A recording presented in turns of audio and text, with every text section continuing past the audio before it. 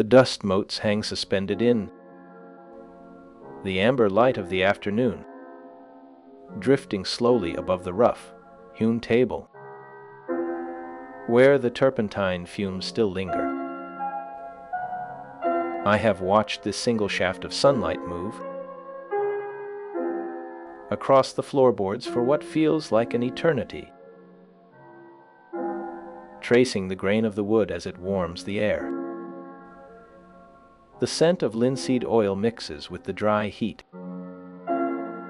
a familiar perfume that clings to the back of the throat.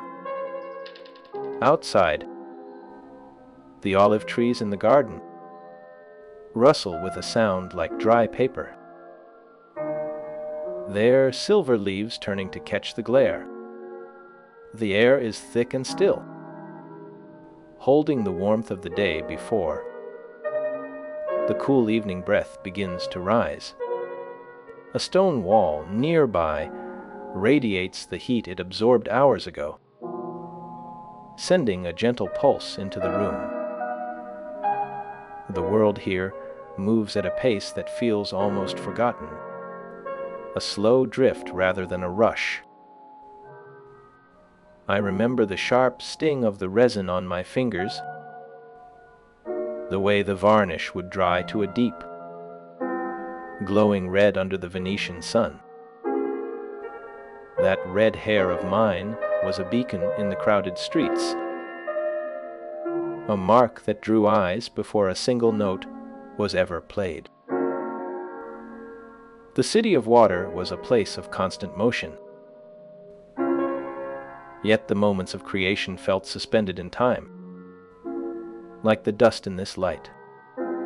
The silence of the room deepens as the sun begins its slow descent behind the hills. The olive branches cast long, stretching shadows that creep across the floor, merging with the darkness of the corners. A single ceramic jar sits on the shelf, its surface cool to the touch, filled with dried lavender that releases a faint, sweet scent when the air shifts. The texture of the clay is rough under the fingertips, a reminder of the hands that shaped it from the river mud. Outside, the wind picks up slightly, rustling the dry grass in the field beyond the wall. The sound is soft and rhythmic, a natural metronome that requires no conductor.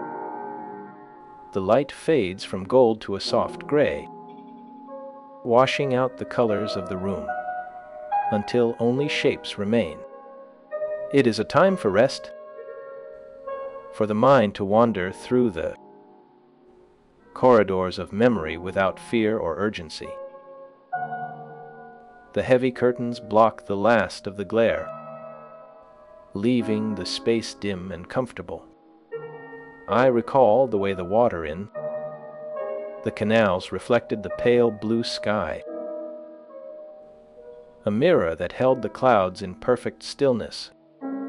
The stone bridges stood as silent sentinels over the slow, moving current, their arches framing the world in a way that felt eternal. A gondola rested against the damp wall, its wood polished by years of use and the touch of countless oars. The air smelled of salt and wet stone, a scent that remains in the memory long after the city is left behind. The gentle rhythm of the water mirrored the steady pulse of the music that once filled those narrow streets. It was a place where time seemed to stand still, allowing the creative spirit to breathe and grow without the pressure of the clock. The colors of the sky and water blended together in a soft harmony that inspired every melody written in those years. The quiet beauty of the canal offered a sense of peace that was rare in the bustling heart of the city. A surprising fact remains clear in the mind: the Ospedale. Della Piet was one of 4 major music conservatories in Venice, yet it was the only one run by women who performed his works to amazed audiences. This institution stood as a beacon of skill and dedication, where the girls played with a precision that rivaled the finest orchestras in Europe. The memory of those performances brings a calm satisfaction, a knowledge that the music found a home in capable hands. The sound of their violins and cellos filled the halls with a brilliance that defied the expectations of the time. It was a collaboration of spirit and skill that shaped the course of music history in ways that are still felt today. The legacy of those years is preserved in the silence of this room, in the dust motes that dance in the fading light. The world outside continues its slow turn, indifferent to the history that unfolded within these walls. The peace of the evening settles deeply, wrapping the room in a blanket of quietude. The light has finally given way to the soft gray of twilight, and the day is done. I was born in the heart of Venice in the year 1678, under the shadow of the great dome of San Giovanni Battista. My father, Giovanni Battista, was a barber who also played the violin with a skill that caught the eye of the city. He taught me the instrument before I could speak with clarity, his hands guiding mine over the wood and strings. The lessons were not merely technical. They were a language of emotion, a way to express what words could not capture. Venice was a city of water and sound, where the lapping of the tide against the stone steps provided a natural metronome for our practice. I remember the smell of rosin and the dust of the workshop, the way the light filtered through the high windows, illuminating the motes of dust that danced in the air like tiny notes. The house was small, yet it felt vast with the echoes of his playing. He worked as a copyist too, preparing manuscripts for others while his fingers moved with a precision that seemed almost magical to my young eyes. Music was not a hobby in our home. It was the very air we breathe, a vital trade that kept the roof over our heads. He often took me along as a traveling companion during his professional engagements, and I sat quietly in the corners of crowded rooms, absorbing the sounds and structures of performance long before formal schooling began. The city itself was a teacher, with its unique geography of canals and its vibrant cultural atmosphere surrounding us on every side. I learned the violin with a dedication that would eventually define my entire professional career, and driven by the desire to match the skill I saw in my father. My father ensured that I received instruction in both secular and religious matters as required by the times, and we moved within circles that valued artistic excellence and intellectual curiosity above all else. The family lived in a city where charitable institutions like the ospedali, provided public performance opportunities for girls, and these institutions enhanced the overall musical culture of Venice, creating a rich environment for a young musician. Although specific details about my earliest childhood remain sparse in some historical records, the influence of my father was profound. I studied under his guidance and later under other masters who recognized my exceptional talent. And the city of Venice offered a unique educational landscape where art and commerce intertwined seamlessly. I attended local schools that provided a standard education alongside my intensive musical training. And by the time I reached adulthood, I had mastered the violin to a level that surpassed many of my contemporaries. The tightness in my chest, a condition that would later define much of my life, first appeared when I was very young. The doctors spoke of a constriction in the chest, a physical limitation that would force me to sit rather than stand for long periods. This physical reality shaped my relationship with the world, turning me inward toward the music that required no standing, only the movement of the bow. I began to compose my own works while still quite young, showing an innate understanding of musical form, and my early compositions demonstrated a clarity that surprised even the most seasoned musicians. The rhythmic drive of my music gave my works a distinct energy, and my harmonic language was both conventional and occasionally surprising.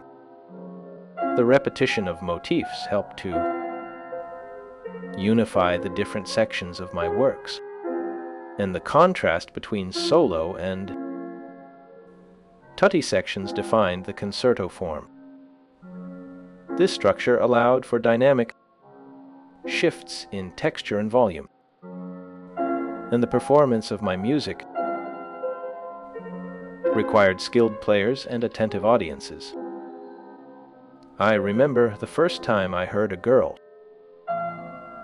from the Piet play a passage I had written. Her fingers moved with a speed and precision that matched the vision in my head, and the sound filled the stone hall with a warmth that transcended the cold walls. The Ospedale della Piet provided a steady stream of talented young performers, and these young women mastered the difficult techniques required by my compositions. The concertos often featured solo passages that showcased their individual virtuosity, and I wrote extensively for the unique vocal talents found within the Venetian orphanages. The collaboration between composer and performer was essential to the success of my works, and the integration of text and music in my programmatic pieces was highly effective. The emotional range of my composition spans from joy to sorrow, and the technical demands of my violin writing pushed the limits of the instrument. The orchestral accompaniment provided a rich and supportive background for the soloist, and the balance between the sections created a tapestry of sound that could transport a listener to another world. The Four Seasons remains the most recognizable example of my programmatic style, and each concerto depicts a different seasoned through specific musical gestures and sounds. The spring movement evokes the return of birds and flowing streams, while the summer movement portrays the heat and the sudden onset of a storm. The autumn movement celebrates the harvest and the joy of the villagers, and the winter movement captures the biting cold and the warmth of the hearth. These musical depictions were accompanied by sonnets that explained the imagery, and the combination of text and music created a unified artistic experience. This approach was innovative for my time and influenced later composers, and the clarity of my orchestration allowed each instrument to be heard clearly. I often used the violin to mimic the sounds of nature directly, and the rhythmic drive of my music gave my works a distinct energy. I traveled to various cities to oversee the performance of my operas, and my reputation as a composer of instrumental music was well established. The legacy of my work continued long after my death in Vienna, and modern audiences continue to find comfort and beauty in my melodies. The historical significance of my contributions to music is undeniable, and my ability to blend narrative with form set a new standard. The enduring popularity of the Four Seasons testifies to my genius, and the specific details of my later years remain somewhat obscure in some records. The full extent of my influence on the development of the orchestra is clear, and I helped to define the sound of the Baroque era for generations. The care I took in writing for specific performers is evident in the scores, and the collaboration between composer and performer was essential to the success of my works.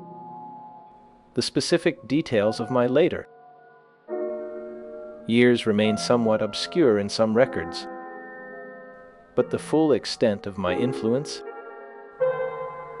on the development of the orchestra is clear. I helped to define the sound of the Baroque era for generations, and the care I took in writing for specific performers is evident in the scores.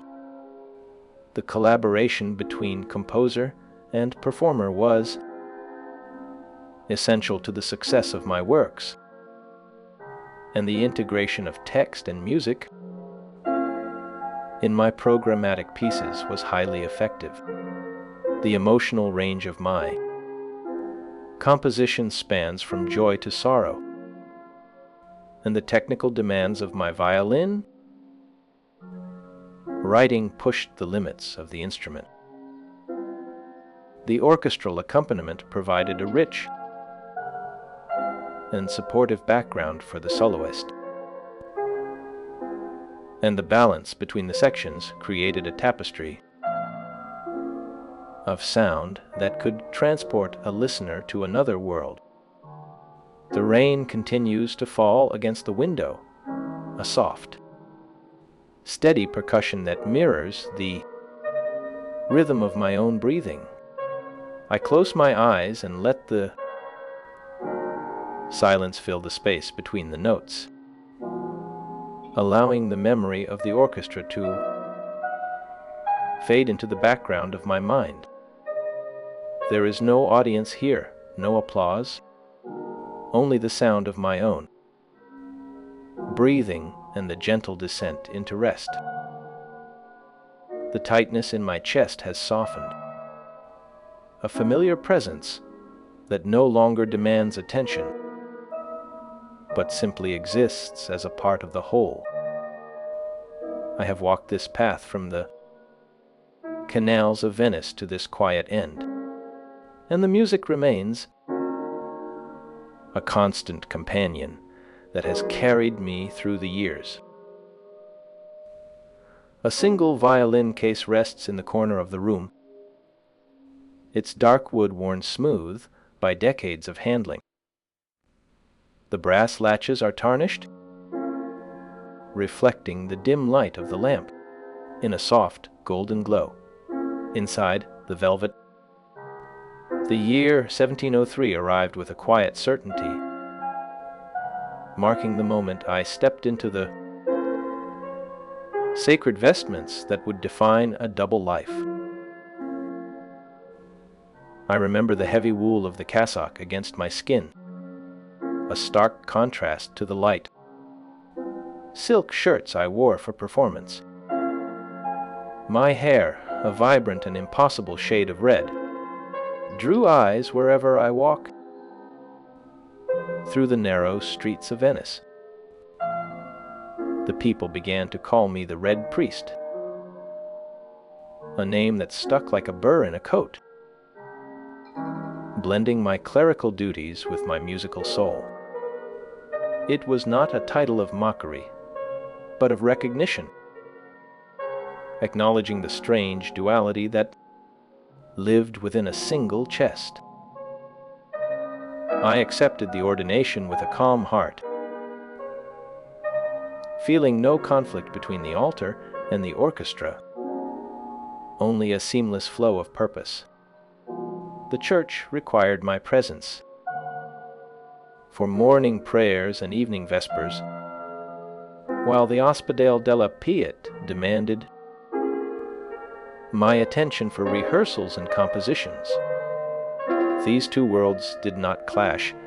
They harmonized, creating a complex chord that sustained me through decades of work. I walked into the Ospedale della Piet as a teacher and a composer, finding my true home among the walls of that institution. It was a place of charity, a convent and orphanage where talented girls received an education that was rare for women of the time. The air inside always carried the scent of beeswax candles and the faint, metallic tang of brass instruments left in the corner. I watched these young women, their faces pale in the dim light, their fingers moving with a dexterity that defied their age and station. They were the instruments through which my music found its voice, performing with a skill that amazed visitors from every corner of Europe. I wrote concertos specifically for their hands, crafting melodies that demanded rapid scales and intricate double stops. The music was not merely entertainment, it was a language of nature and human emotion, painted in sound for the listeners to see and feel. I guided them through the complexities of orchestration, teaching them how to make the strings speak with a dramatic nuance that had never been heard before. The city of Venice remained the source of my inspiration, a living entity that breathed into every composition I created. I carried the sounds of the canals and the rhythms of the bustling streets into the quiet rooms where I wrote. The legacy of my father, who had taught me the fundamentals of the violin, merged with the traditions of the city to shape my creative spirit. I learned to balance the rigid structures of the church with the freedom of artistic expression, navigating the complex social hierarchies with grace. The support of my family and the opportunities provided by the city allowed my talent to flourish without the fear of failure. I remained connected to these roots even as my fame spread to other parts of Europe,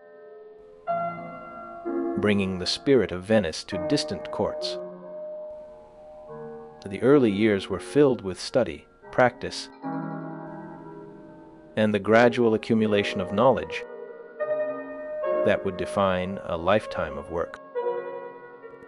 I found that curiosity was the greatest guide, leading me to explore new forms and push the boundaries of what was possible. The light in the Venetian workshop fell softly across the wooden floorboards, illuminating dust motes that danced in the quiet air.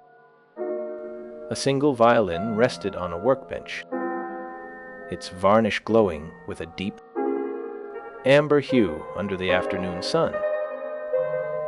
The room smelled faintly of rosin and aged wood, a scent that had permeated the space for generations of craftsmen.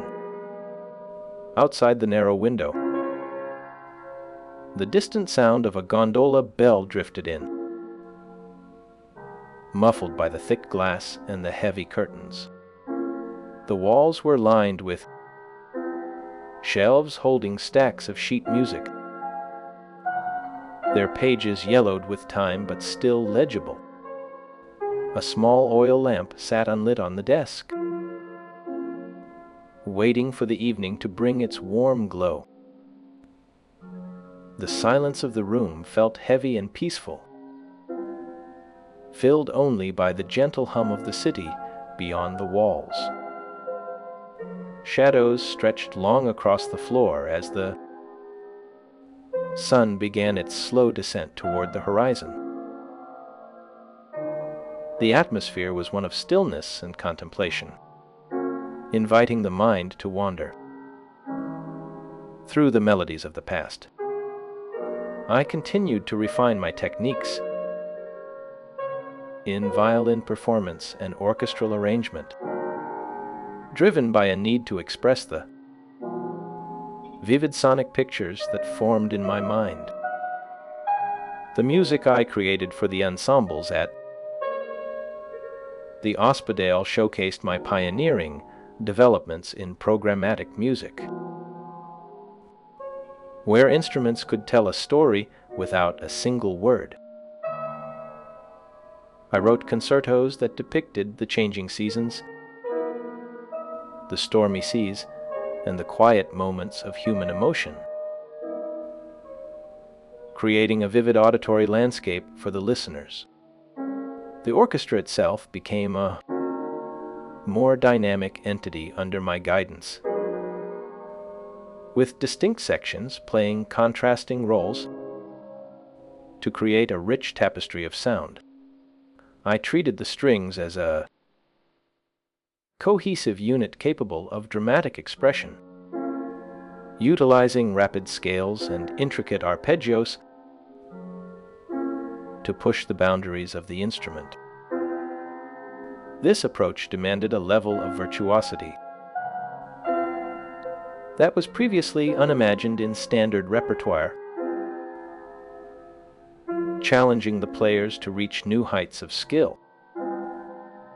The structural clarity I introduced to the concerto form influenced generations of composers who followed in my footsteps. I wrote hundreds of concertos for various solo instruments and ensembles, each demonstrating an innovative spirit that refused to be bound by tradition. The silence in the text of history often suggests a seamless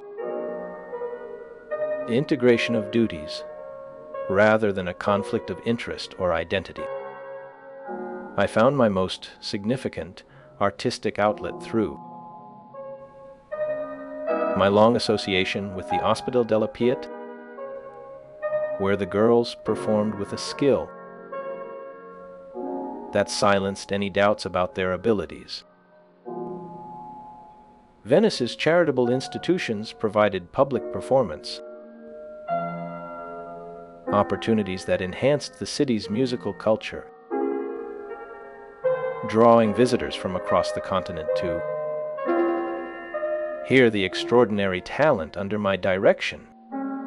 These performances became a celebrated feature of Venetian life, a testament to the transformative power of music and the dedication of those who practiced it. I carried the sounds of the canals and the rhythms of the streets into every composition, ensuring that the city remained the heartbeat of my work. The legacy of my father and the musical traditions of Venice merged within my own creative spirit, creating a sound that was uniquely my own.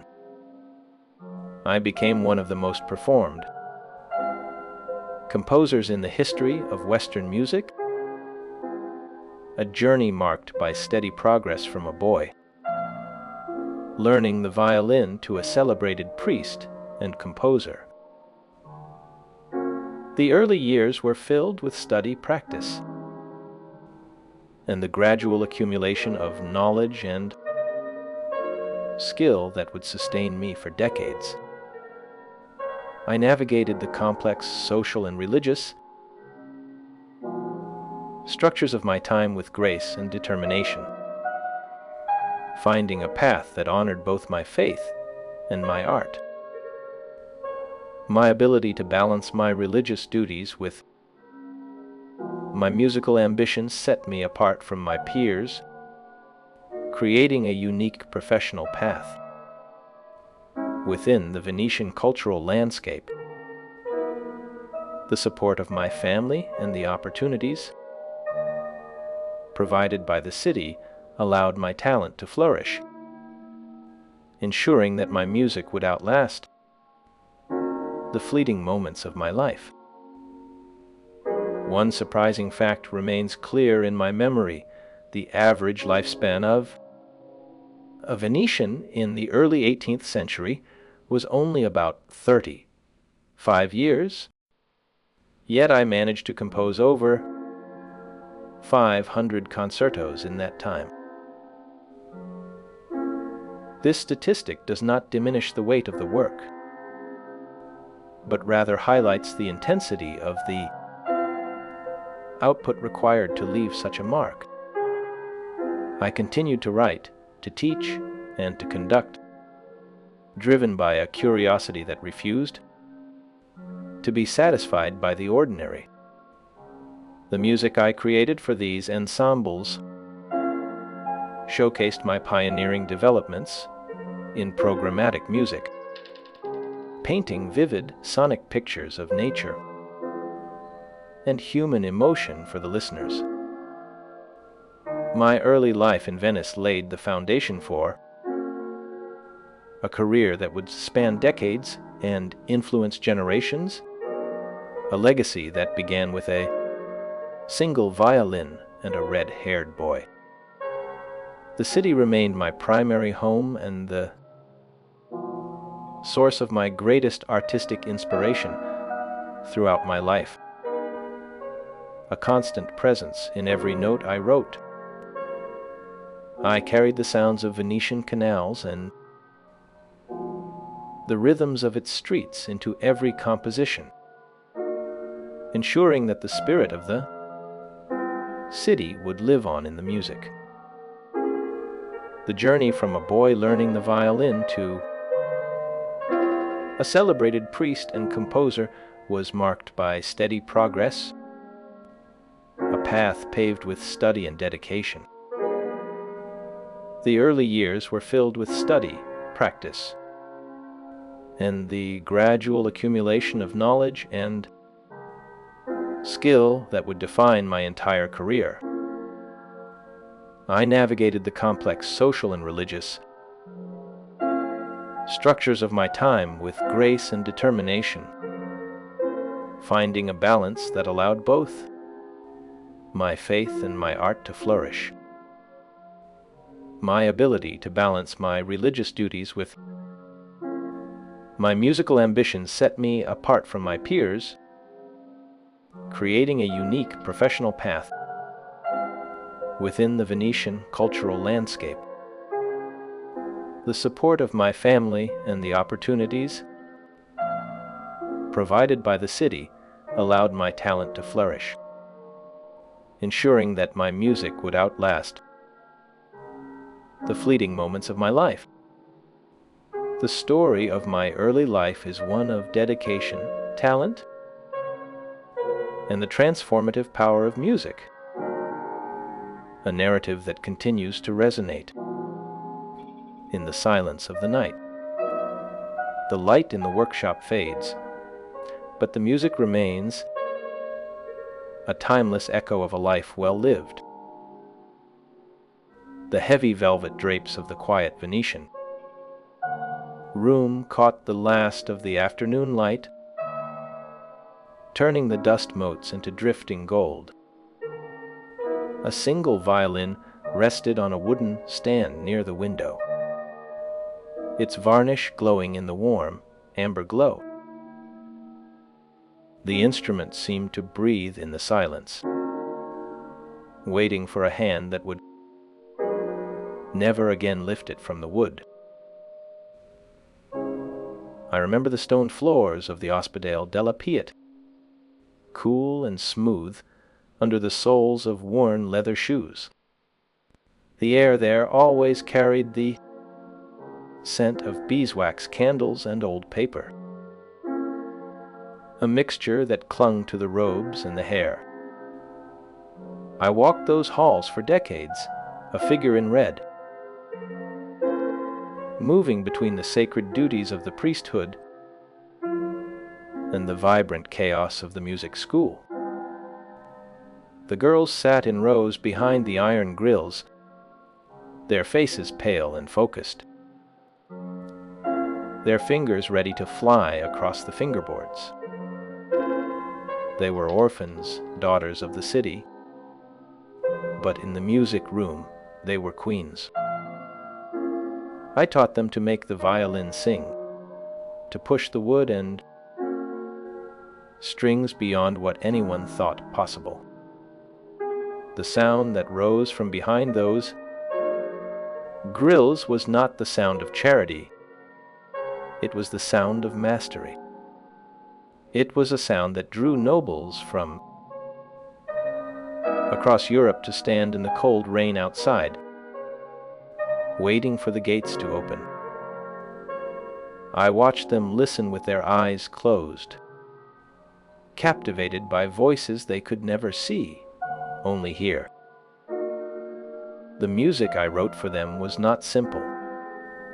It demanded a level of skill that would make a grown man weep with effort. I wrote rapid scales that required fingers to move like lightning, double stops that tested the strength of the arm, and intricate arpeggios that danced up and down the neck of the instrument. They learned to play with a precision that was rare in any era, let alone our own. The orchestra became a living thing under my guidance, a cohesive unit that could shift from a whisper to a roar in the space of a single breath. I treated the strings not as a background texture, but as the main character in a story without words. The structure of my concertos provided a framework, a ritornello that returned again and again, like a tide washing over the shore. Within that structure, there was room for freedom, for improvisation, for the unexpected turn of a phrase that would catch the ear and hold it. This balance of order and chaos was the secret of the music. It was a secret I learned slowly, over years of trial and error, of listening and adjusting. The influence of my contemporaries was always there, a shadow I had to step out of to find my own light. But I absorbed their styles and transformed them, making them something uniquely mine. The violin became a powerful solo voice, no longer just an instrument of accompaniment, but a leader, a storyteller. I understood the potential of every instrument in the ensemble, writing specifically to highlight their unique strengths. The result was a body of work that remained vibrant and engaging long after the first note faded into silence. The legacy of this work endures in the continued performance of these concertos and sacred pieces. I bridged the gap between the late Baroque and the emerging classical styles, paving the way for those who would follow. The emphasis on melody and clear structure became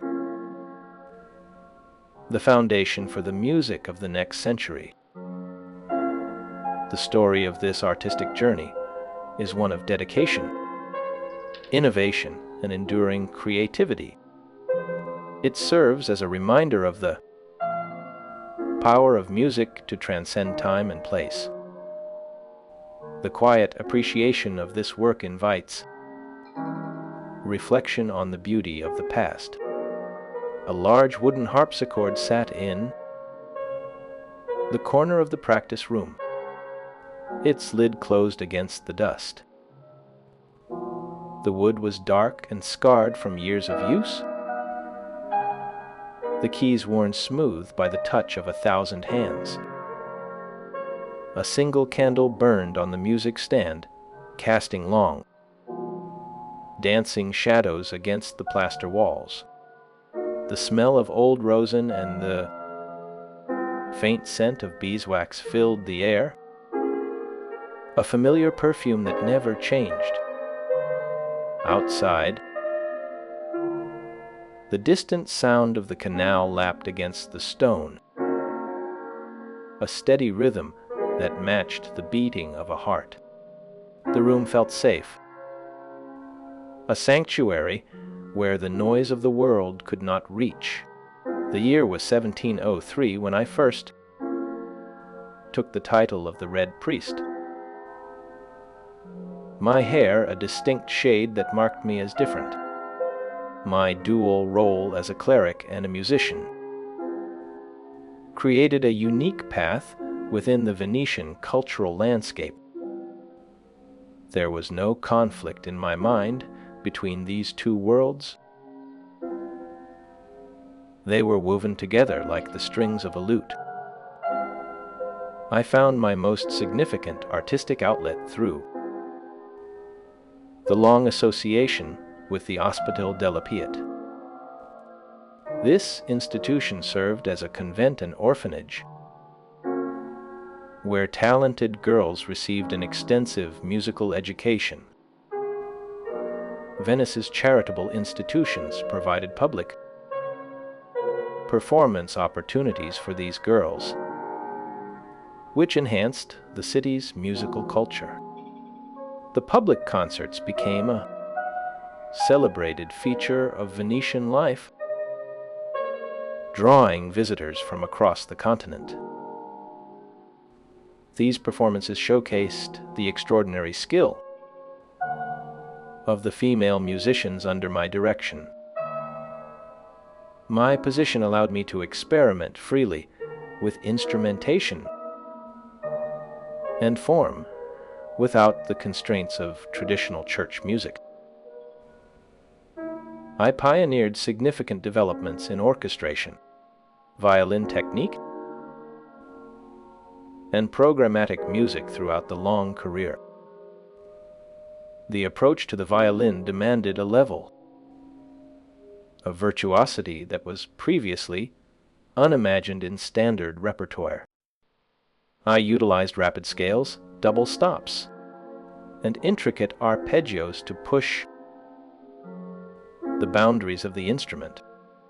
The orchestra itself became a more dynamic entity under my guidance,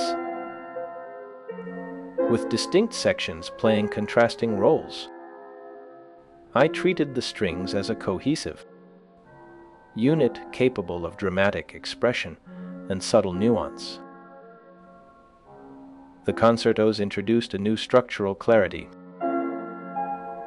that influenced generations of composers who followed. The works depicted natural scenes and human emotions through purely musical means, creating a vivid auditory landscape. The narrative quality of the music allowed listeners to visualize scenes without words. This programmatic approach marked a significant shift from earlier, purely abstract musical forms. The violin became the primary vehicle for expressive and technical innovations. I wrote extensively for the unique vocal talents found within the Venetian orphanages. The operas were performed in various cities across Italy and beyond. The singer gear remained a central figure in the performance of dramatic works. I managed the complex logistics of staging more than 50 operas personally. The influence extended northward to Germany, where Bach studied the concertos closely. The structural clarity of the music provided a model for future composers. I balanced the duties as a priest with the demanding career as a musician. The Ospedale della Piet provided a steady stream of talented young performers. These young women mastered the difficult techniques required by the compositions. The concertos often featured solo passages that showcased their individual virtuosity. The Four Seasons remains the most recognizable example of the programmatic style. Each concerto depicts a different season through specific musical gestures and sounds. The spring movement evokes the return of birds and flowing streams. The summer movement portrays the heat and the sudden onset of a storm. The autumn movement celebrates the harvest and the joy of the villagers. The winter movement captures the biting cold and the warmth of the hearth. These musical depictions were not mere imitations but emotional landscapes. I wanted the listener to feel the wind, to hear the thunder, to smell the rain.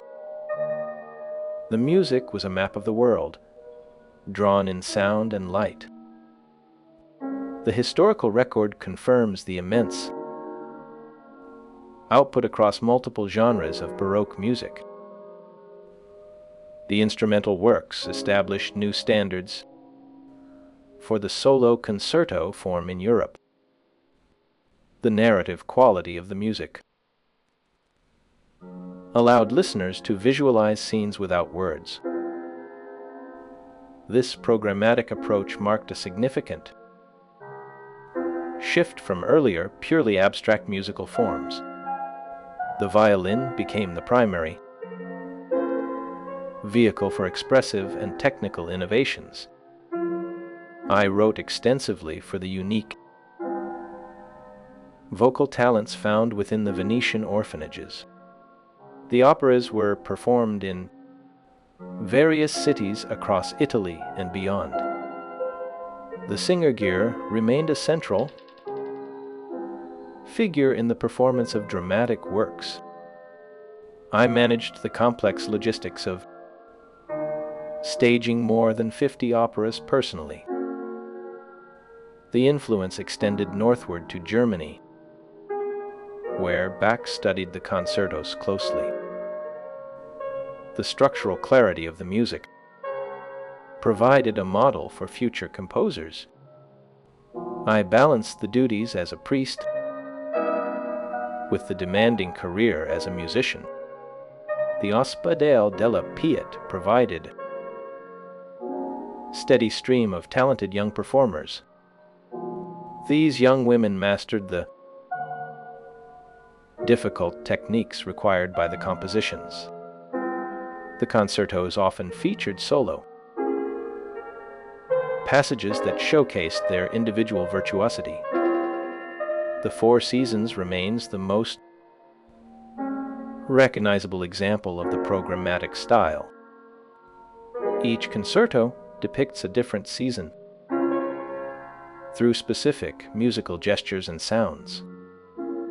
The spring movement evokes the return of birds and flowing streams.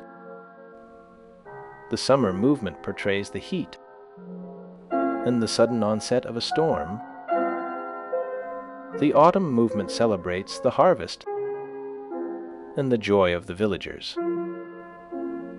The winter movement captures the biting cold and the warmth of the hearth.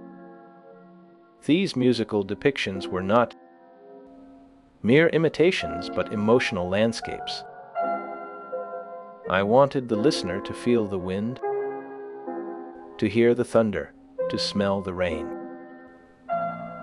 The music was a map of the world, drawn in sound and light. The historical record confirms the immense output across multiple genres of Baroque music. The instrumental works established new standards for the solo concerto form in Europe. A small wooden table stood in the center of the room, covered with sheets of manuscript paper. The ink was black and fresh, the quill pen resting on the edge of the page. A candle flickered in a brass holder, its flame steady and warm. The paper smelled of dried ink and old wood, a scent that brought back memories of late nights and early mornings.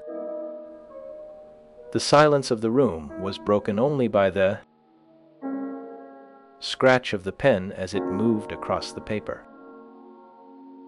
The notes flowed from the mind to the page, a river of sound captured in black and white. The table was worn smooth by the elbows of many composers, a testament to the work that had been done here. The walls were lined with books, their spines cracked and faded, holding the wisdom of ages. The room felt like a vessel, holding the echoes of 1,000 melodies that had once filled the air. The gaps in the documentation leave much of the personal history to the imagination of the historian. None of the early records describe the early concertos or structural innovations in detail. These missing details suggest that the smell of rosin and the dust of the workshop, the way the light filtered through the high windows, illuminating the motes of dust that danced in the air like tiny notes, eventually gave way to the scent of incense and the heavy velvet of the church vestments. I became a priest in 1703, earning the name the Red Priest because of the copper hue of my hair that stood out against the dark robes. This dual life as a cleric and a musician created a unique path within the Venetian cultural landscape, one where the sacred and the secular often intertwined in the same breath. I found my most significant artistic outlet through my long association with the Ospedale della Piet, a place that served as both a convent and an orphanage where talented girls received extensive musical education. The public concerts became a celebrated feature of Venetian life, drawing visitors from across Europe who came to hear the extraordinary skill of the female musicians under my direction. I composed many works for this all-female ensemble, filling the air with melodies that soared above the stone arches and echoed off the damp walls of the lagoon city. My position allowed me to experiment freely with instrumentation and form without the constraints of traditional church music, pushing the boundaries of what the violin could do. I utilized rapid scales, double stops, and intricate arpeggios to demand a level of virtuosity that was previously unimagined in standard repertoire. The orchestra itself became a more dynamic entity under my guidance, with distinct sections playing contrasting roles that created a tapestry of sound. I treated the strings as a cohesive unit capable of dramatic expression and subtle nuance, weaving together a new structural clarity that would influence generations of composers who followed. My concertos introduced dramatic, narrative elements to instrumental music, depicting natural scenes and human emotions through purely musical means to create a vivid auditory landscape. I wrote hundreds of concertos for various solo instruments and ensembles, each demonstrating an innovative spirit that sought to capture the very essence of the world around us. The opera houses of Venice were alive with a different kind of energy, a frantic pulse that matched the beating of my own heart during those busy seasons. I served as an impresario, managing the production of more than 50 operas during my career, overseeing every detail from the casting to the final curtain. The composer wrote operatic roles specifically for Gier, who performed more of my operas than any other singer, her voice becoming the vessel for my most dramatic stories. I was famous in my own time and served as an important influence on the keyboard style of J.S. Bach, who studied my works with a devotion that honored the craft. The provided text does not describe my early concertos or structural innovations in detail, yet the memory of those early struggles remains clear in the mind. I remember the pressure of the deadlines, the smell of the ink on the pages, and the sound of the singers rehearsing in the wings. One specific fact remains with me from that era. The Ospedale della Piet employed a system where the girls were not allowed to see the audience from the stage, performing from behind a grille that obscured their faces while their voices filled the hall.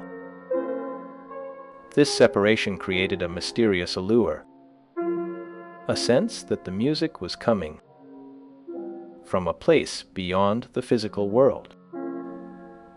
The scene remained still and peaceful, untouched by the noise of the city, as the shadows stretched long across the surface of the canal as the day ended. This calm moment captured the enduring spirit of Venice long after my time, a memory that feels as real as the stone beneath my feet.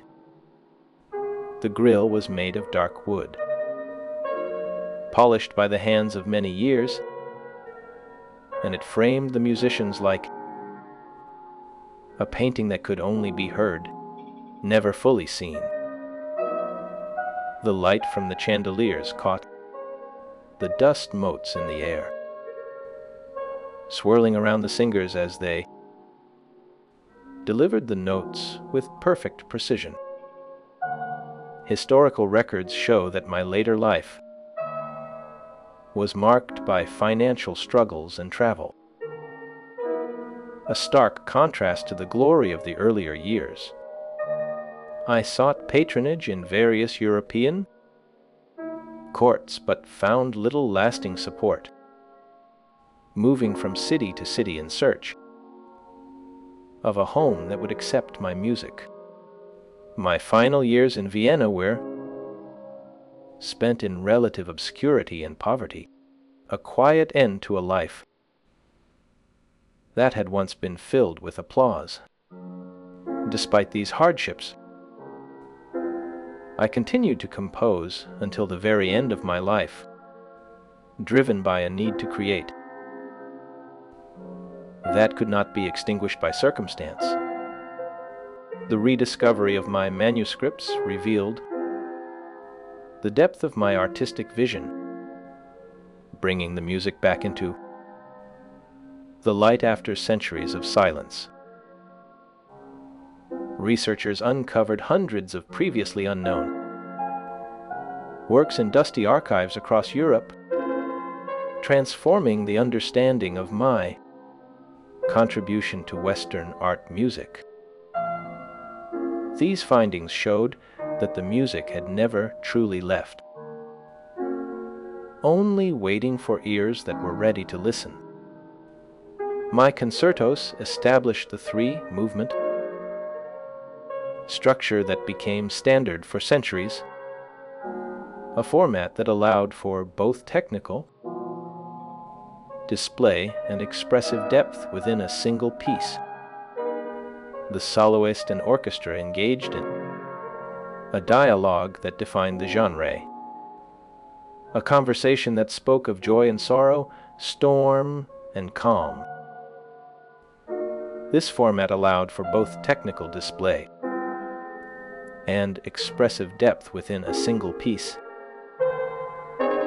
creating a balance that felt natural and inevitable. My operas also showcased my dramatic flair and my understanding of the human voice, even if many of them are rarely performed today. They illustrate the theatrical trends of my era and my personal style, offering a window into the artistic soul of the Baroque period. The revival of my music brought me back into the cultural consciousness, a second life that began long after my heart had stopped beating. Festivals now celebrate my life and work in Venice and around the world, honoring the legacy that was almost lost to the dust of history. Scholars continue to study my manuscripts to uncover new insights into my methods, revealing layers of complexity that were hidden in plain sight. My legacy endures as a testament to the power of instrumental expression, a reminder that great art can survive even long periods of neglect. The world eventually returned to appreciate the brilliance of my compositions fully, finding a new resonance in the old notes. My influence on the orchestra and the concerto form remains undeniable today, a foundation upon which so much else has been built. The music I created centuries ago still moves listeners with its clarity and grace, offering a connection to a past that feels both distant and immediate.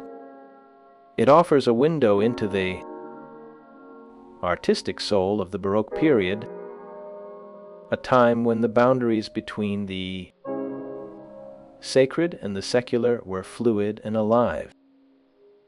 The rain falls against the window of this small room in Vienna, a rhythm I know better than my own heartbeat, a sound that has followed me from the canals of Venice to this quiet end.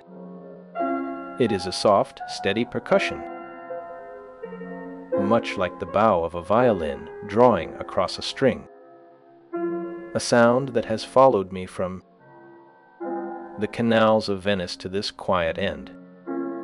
I sit here, the air cool and still, feeling the familiar tightness in my chest, a sensation that has been my constant companion for decades.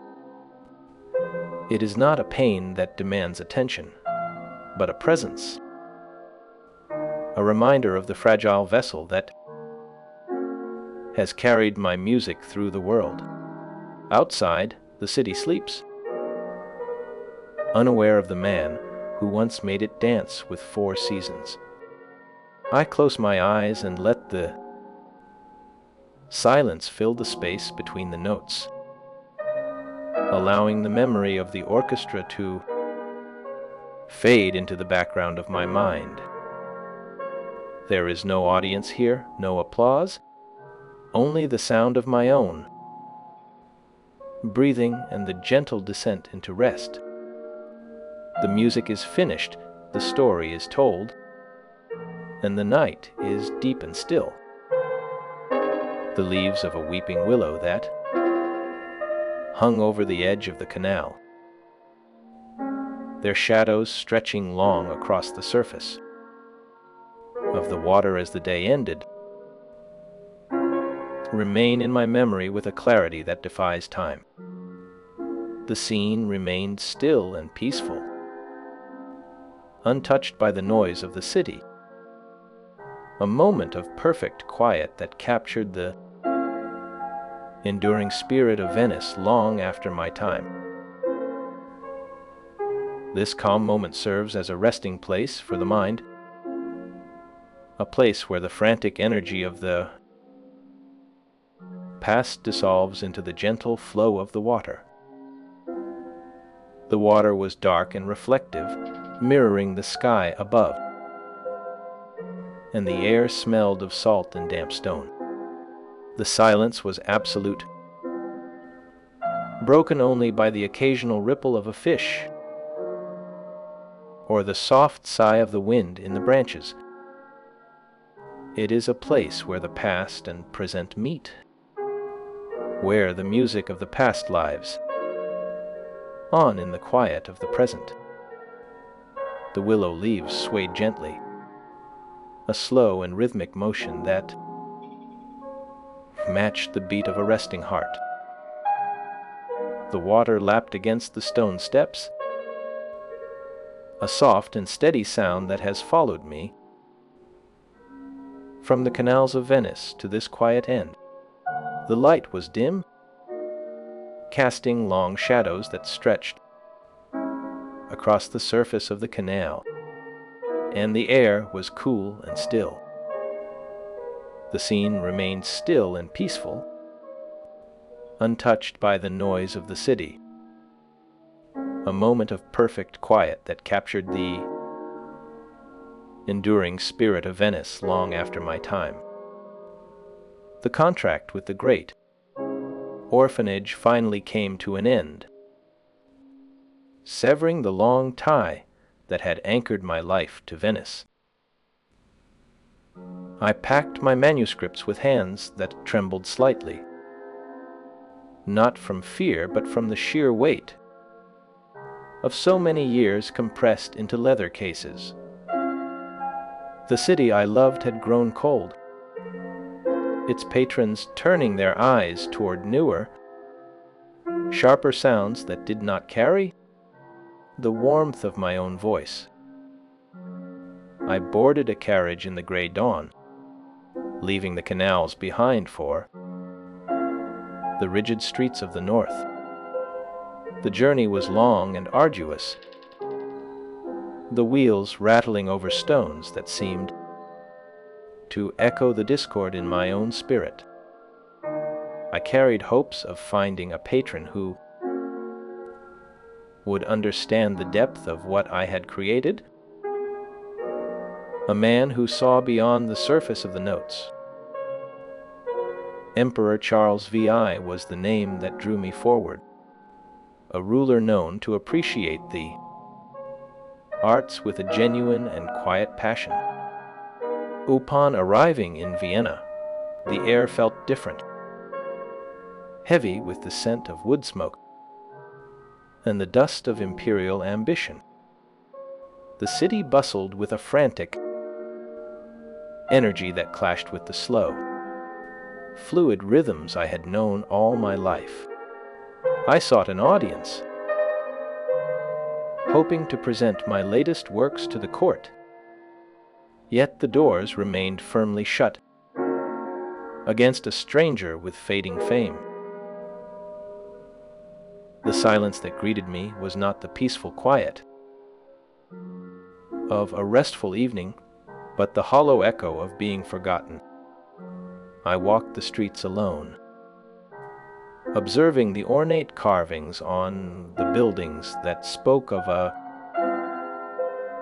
history far older than my own brief time in the sun.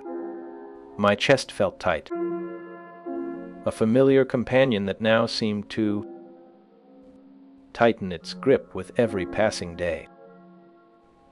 The red hair that once made me a curiosity in the salons of Venice was now just a mark of age and weariness. Time moved slowly in that small room where I spent my final days, the light filtering through heavy curtains that had seen better years. The dust motes danced in the single beam of sunlight, moving with a grace that no orchestra could ever hope to match. I sat for hours,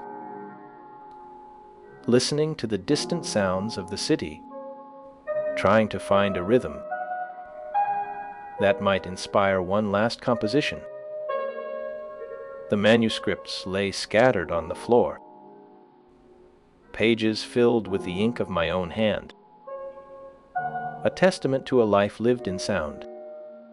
I remembered the days when the orchestra itself was shaped by my baton, when the musicians followed my lead with a unity that seemed almost magical. Now the silence was profound, a vast ocean that threatened to swallow the memory of my achievements whole. The world had moved on, leaving me behind in a corner of history that few would ever visit again. The absence of detailed accounts regarding these final days leaves a gap in the story, a space where only the imagination can walk. Some records end abruptly, offering technical details or unrelated content that fails to capture the human heart of the moment. This fragmentation adds a layer of mystery to the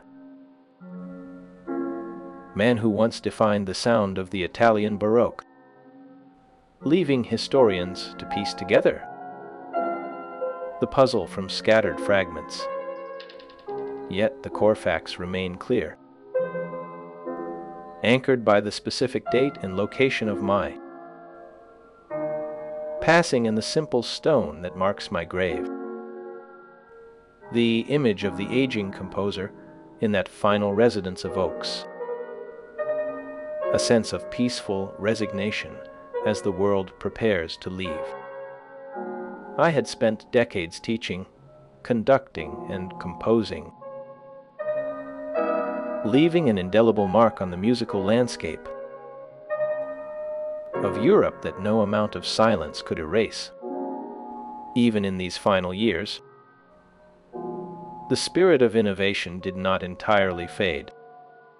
as I continued to explore new musical ideas in the quiet of my room.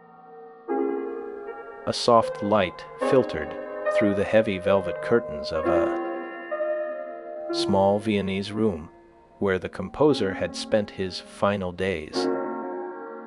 The air inside was still and cool, carrying the faint scent of dried lavender and old paper that had settled into the walls.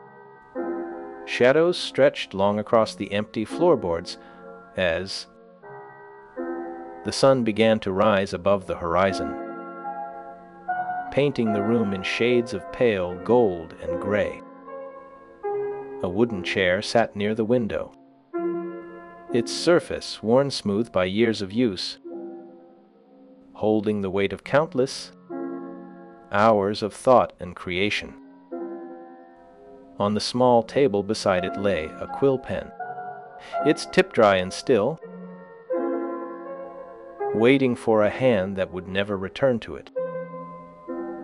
The silence in the room was not empty but full, filled with the ghost of melodies that had once filled the air with vibrant life. This quiet moment of stillness offered a peaceful respite from the busy demands of a professional life that had finally come to a gentle close. The quiet end of my life served as a prelude to the eventual revival of my music in the 20th century, a time far removed from my own. Today, my works are performed with great frequency, ensuring that the voice of the Red Priest is heard once again across the globe. The legacy of my instrumental compositions continues to inspire musicians and audiences alike, transcending the boundaries of time and place that once seemed so unbreakable. My story serves as a reminder of the enduring power of art to outlast the circumstances of its creation, surviving the neglect of centuries. The silence of my grave in Vienna eventually gave way to the renewed sound of my concertos in concert halls around the world. It is a strange and beautiful thing to know that the music I wrote in the shadows of my final days will outlive the memory of my face. For nearly 2 centuries, my name faded from public memory, lost in the vast archive of history where so many names have disappeared. It was only much later that scholars rediscovered my vast catalog of works and recognized the true extent of my influence on the development of the concerto form.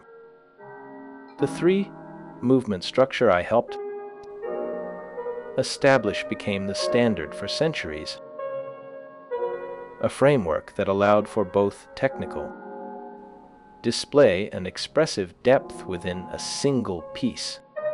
The soloist and orchestra engaged in a dialogue that defined the genre, a conversation that continues to resonate with listeners today. My operas also showcased a dramatic flair and an understanding of the human voice that was ahead of its time. Even if they are rarely performed now, these works illustrate the theatrical trends of my era and my personal style, offering a glimpse into the artistic soul of the Baroque period. The rediscovery of my manuscripts in the 20th century renewed interest in my life and work, transforming the understanding of my contribution to Western art music. Researchers uncovered hundreds of previously unknown works in dusty archives across Europe, revealing the depth of my artistic vision that had been hidden for so long. The historical context of my life is thus one of dynamic change and enduring tradition, where local customs and imperial ambitions shaped the artistic landscape of the era. Musicians like me adapted to these conditions while maintaining their distinctive creative voices, navigating the shifting landscape of local patronage as support declined. The unique environment of Venice fostered a spirit of innovation that defined the age, a place where the political and social forces influenced the trajectory of musical development. My career exemplified the challenges and opportunities faced by musicians of my generation, a struggle that was both personal and universal. The study of my life provides valuable insights into the cultural dynamics of early 18th century Europe, a time when music played a central role in society. The legacy of this era is preserved in the scores and documents that have survived the centuries, waiting to be read and heard again. Festivals now celebrate my life and work in Venice and around the world, bringing my music back into the cultural consciousness with a vibrancy that was absent in my later years. Scholars continue to study my manuscripts to uncover new insights into my methods, finding patterns and meanings that were hidden from my own eyes. My legacy endures as a testament to the power of instrumental expression, a force that can move listeners with its clarity and grace even after hundreds of years. The rain falls against the window of this small room in Vienna, a rhythm I know better than my own heartbeat. It is a soft, steady percussion, much like the bow of a violin drawing across a string, a sound that has followed me from the canals of Venice to this quiet end. I sit here, the air cool and still, feeling the familiar tightness in my chest, a sensation that has been my constant companion for decades. It is not a pain that demands attention, but a presence, a reminder of the fragile vessel that has carried my music through the world. Outside, the city sleeps, unaware of the man who once made it dance with 4 seasons. I close my eyes and let the silence fill the space between the notes, allowing the memory of the orchestra to fade into the background of my mind. There is no audience here, no applause, only the sound of my own breathing and the gentle descent into rest. I remember the long walk from Venice, a journey that felt endless even as the wheels of the carriage turned with a steady, hypnotic click.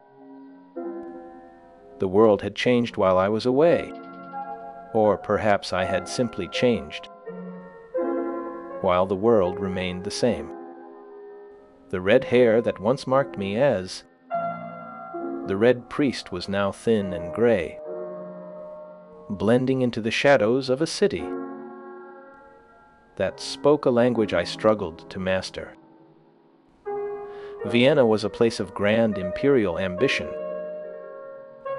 yet in my modest lodgings near the great church, I felt small and forgotten. The patrons who once clamored for new operas in Venice were silent here. Their attention turned to other composers who spoke the current fashion. I continued to write, my hand moving over the paper with the same precision it had held for 60 years, but the spark of recognition was dim. A soft light filtered through the heavy velvet curtains of the room where I now spend my final days. The air inside is still and cool, carrying the faint scent of dried lavender and old paper that has absorbed the dust of decades. A wooden desk stands before me, its surface worn smooth by the friction of countless quills and the pressure of my elbows during long nights of composition. On the desk lies a single violin, its varnish cracked in a spiderweb pattern near the scroll, resting quietly as if asleep. The fabric of the curtain is deep crimson, heavy enough to block the harsh morning sun, allowing only a diffuse glow to illuminate. The motes of dust dancing in the stillness. There is a sense of profound order here, a quiet geometry that contrasts with the chaos of the city outside. The floorboards are cool under bare feet, and the silence is so complete that the sound of a falling pin would echo like a thunderclap. This room holds the weight of my final thoughts, a sanctuary where the music can finally rest without the need for an audience. The chest complaint that had silenced my voice in the church years ago returned with a vengeance in these last months. It was a tightness that made every breath a conscious effort, a physical reminder of the body's limits. I stopped saying Mass shortly after my ordination because of this ailment, turning my devotion entirely to the composition of sacred and secular works. Now, in Vienna, that same limitation feels like a gentle hand pressing me toward the end of the road. I do not fear it. There is a peace in accepting the natural conclusion of a long journey, just as there is a peace in the final resolve of a musical phrase. I think of the young girls I taught in Venice, their voices rising in the morning light, their instruments tuning in the quiet of the orphanage. They were my life, my students, and my family in a way that blood never could have been. My travels were often driven by a need to find new ears, a search for the appreciation that had begun to fade in my home city. I moved from place to place, carrying manuscripts in my satchel, hoping to find a court that would value the innovations I had spent a lifetime perfecting. The journey to Vienna was arduous, crossing mountains and rivers under skies that shifted from gray to black.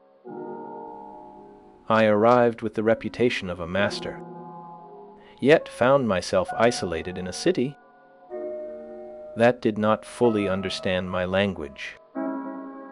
I worked on operas and sacred pieces, adapting my style to the tastes of the court. But the support I needed was often elusive.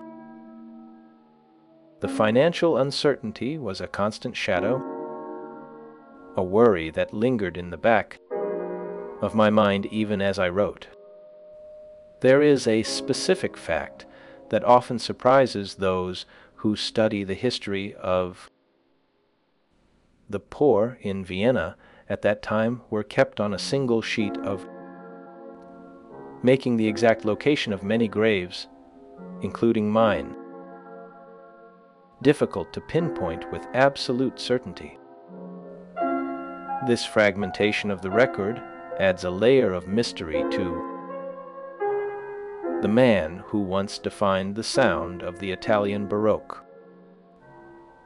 Yet the core facts of my passing remain clear, anchored by the specific date and location of my death and burial.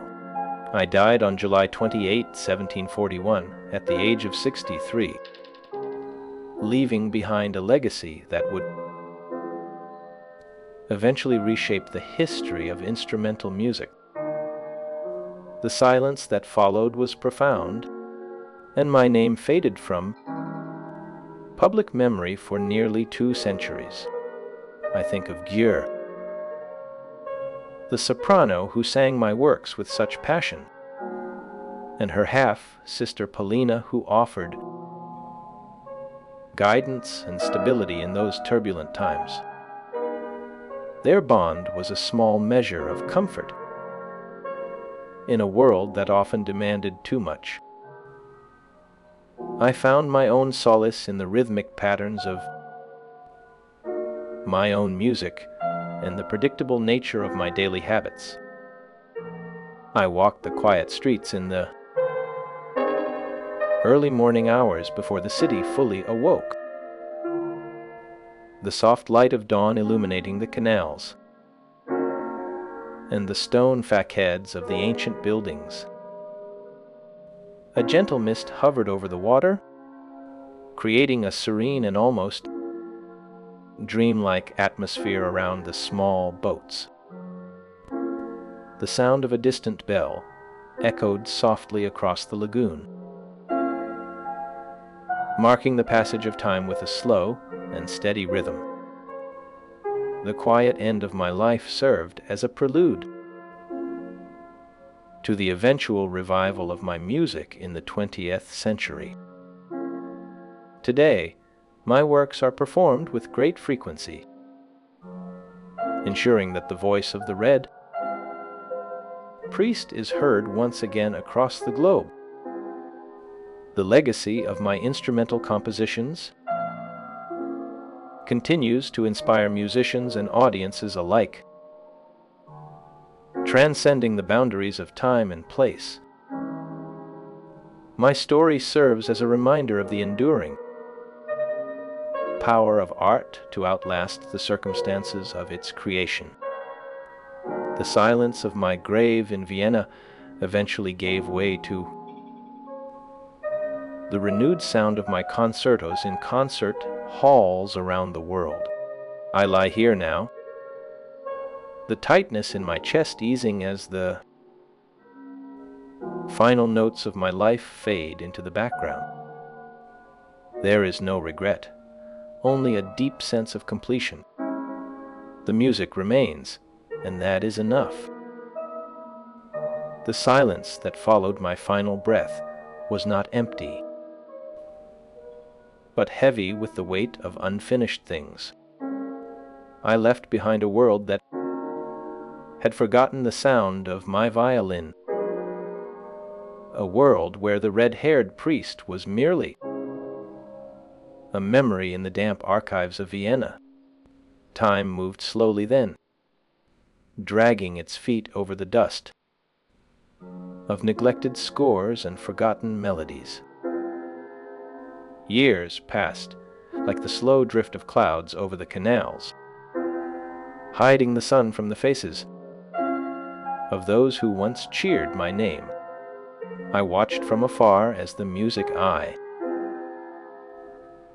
loved faded into the background of a changing century, replaced by new styles and new voices that sought to drown out the old. It was a quiet disappearance, a fading of color until the canvas was blank again.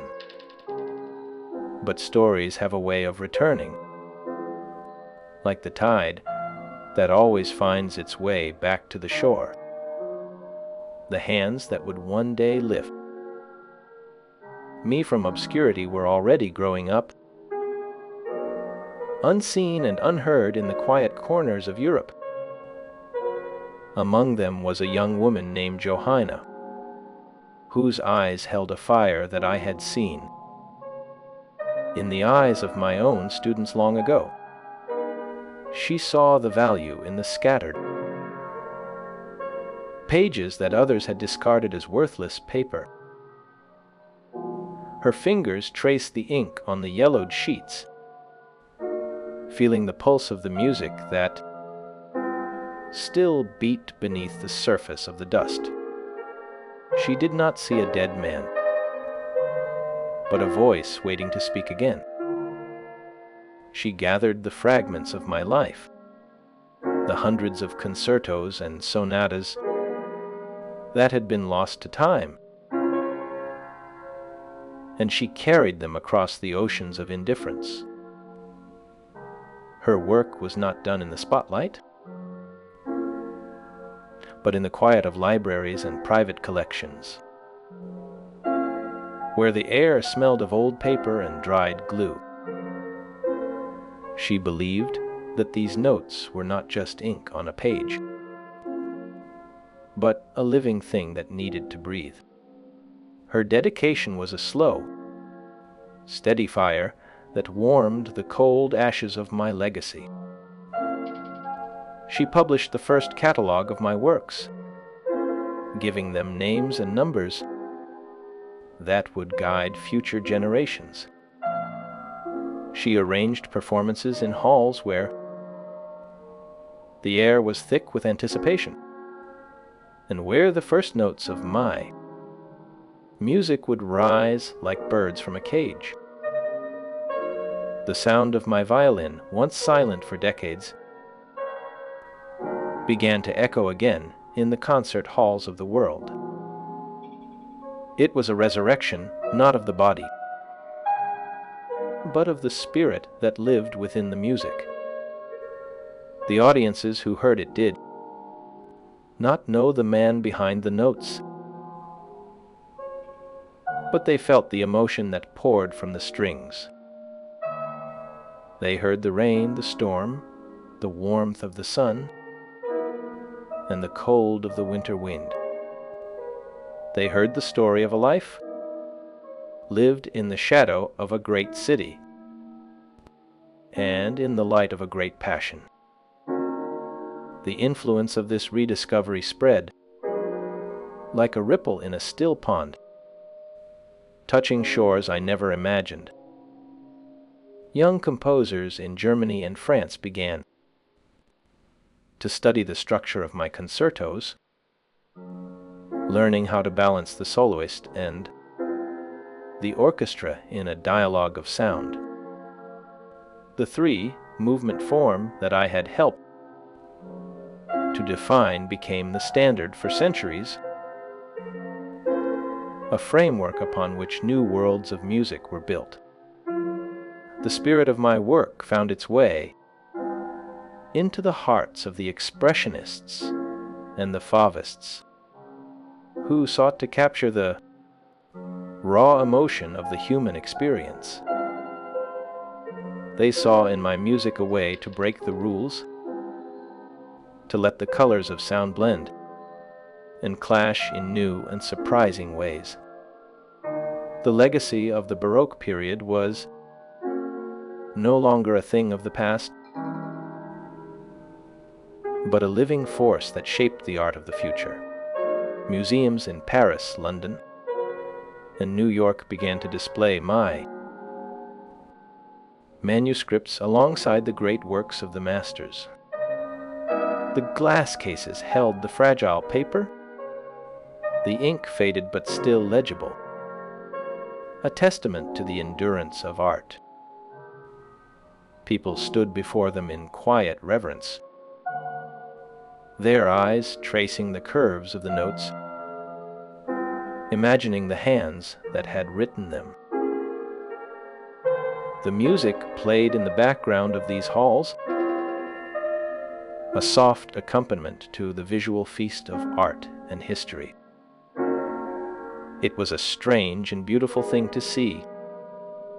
My life reduced to a label on a wall, yet it felt right. The silence that once surrounded my name was now filled with the voices of those who understood. The great wooden violin case sits in the corner of the room, its varnish worn to a soft sheen by the touch of 1,000 hands. The wood is dark and rich, smelling faintly of rosin and old varnish, a scent that evokes the warmth of a workshop in Venice. The strings are loose, no longer taut with the tension of performance, but they still hum with a memory of sound. The bow rests across the strings, its horsehair gray and brittle, yet it holds the shape of 1,000 movements. Light from the high window falls across the case, illuminating the dust motes that dance in the air, slow and deliberate. The case is a vessel, a container for a life that has passed, yet it still holds the potential for music. It is a quiet object, but it speaks of a world that was once full of sound and color. The smell of the wood is comforting, a reminder of the craft that defined a life. It is a place where the past and the present meet, where the silence of death is filled with the echo of life. The music continues to travel, carried by the hands of those who love it, finding new homes in the hearts of listeners around the globe. It is no longer just the music of a red-haired priest, but a universal language that transcends time and place. The influence of my work is undeniable. Woven into the fabric of Western art music, a thread that cannot be undone. Scholars continue to find new manuscripts in dusty archives, uncovering hidden gems that add depth to the story of my life. Each discovery is a small victory, a reminder that the work is never truly finished. The festivals that celebrate my life and work are filled with the sound of violins and the joy of discovery. People come from far and wide to hear the music that once brought me to the edge of poverty and obscurity. They listen with open hearts, allowing the melodies to wash over them, to heal the wounds of the present with the wisdom of the past. The legacy of the Baroque period is preserved in these scores, in these performances, in the memories of those who hear the music and feel the connection. It is a testament to the power of art to survive the ravages of time, to endure even when the world forgets. The story of my life is not one of tragedy, but of endurance, of a spirit that refused to be silenced. The music lives on, a constant presence in the world, a reminder that beauty can be found in the most unexpected places. It is a gift that I leave behind, a legacy of